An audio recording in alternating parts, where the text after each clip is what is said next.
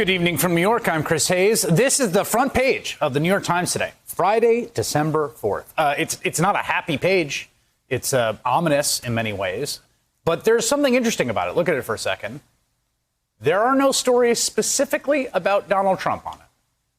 No picture of the president. That said, in many ways, this front page is all about Donald Trump and the disaster that he's brought upon us. The red chart there showing the daily COVID deaths is all about Donald Trump. Yesterday, the United States recorded more deaths than any other day during the pandemic. According to the COVID tracking project, there have already been another 2,500 deaths recorded today. That's just shy of yesterday's record. There's still time left in the day. And with the increasing public health crisis, there is increasing desperation on the economic front. Without congressional intervention, more than 13 million people could lose their unemployment benefits at the end of the month. That's all of their benefits. We're not talking about the bonus, the $600 that went on top of the benefits. That's flat out no more unemployment. Today's jobs report shows the economic recovery is stalling. The only reason the unemployment rate fell is because people stopped looking for work and no longer counted as unemployed. Washington Post columnist Catherine Rampell shared this graph today showing that even after a modest rebound, jobless numbers, look at that, they are still worse than at any time during the Great Recession. The thing is, everyone knew, or should have known, this was exactly where we were headed. And that includes Donald Trump and Mitch McConnell and the entirety of the Republican Party that went along with them.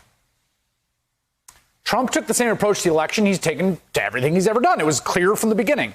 It was like the Trump Taj Mahal, the Trump Plaza Hotel and Casino, Trump Entertainment Resorts, Trump University, you name it. The plan was always the same. You sell people on the short term, turning the corner, right? You get the investors in, you take what you need from it, and then the whole thing falls apart after you're out and long gone.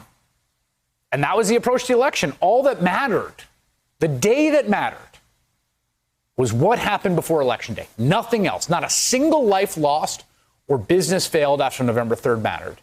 Because Election Day was the day that Trump either got reelected and didn't have to run again, or he lost and it was not his problem anymore. That was what it was all about. And now here we are.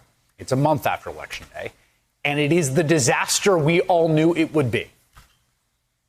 Way back in April 21st, that's almost 8 months ago, the CDC director, Robert Redfield, said the following, quote, "There's a possibility the assault of the virus on our nation next winter," meaning right now, "will actually be even more difficult than the one we just went through."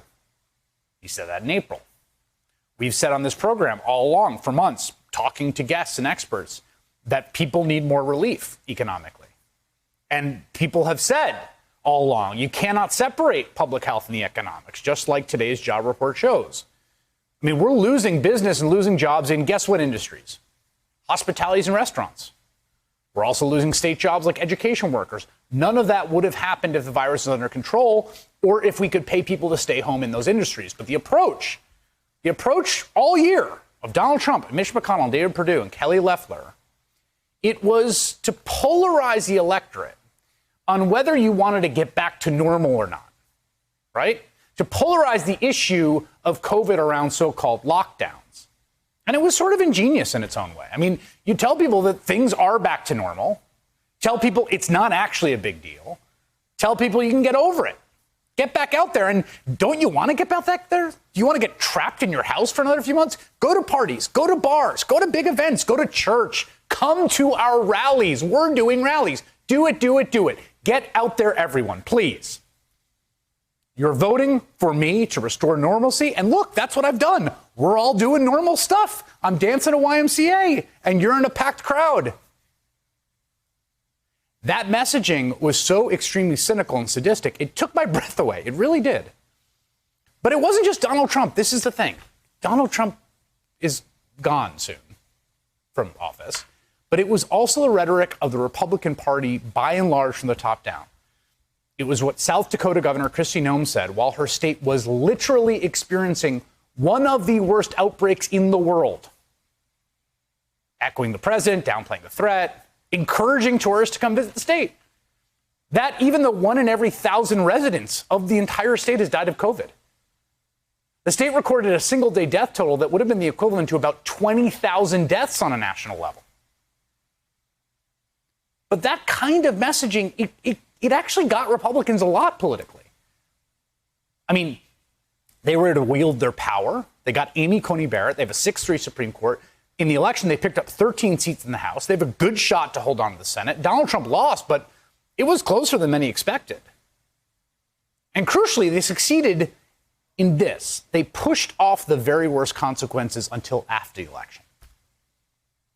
That was the trade. They kind of knew they were doing it.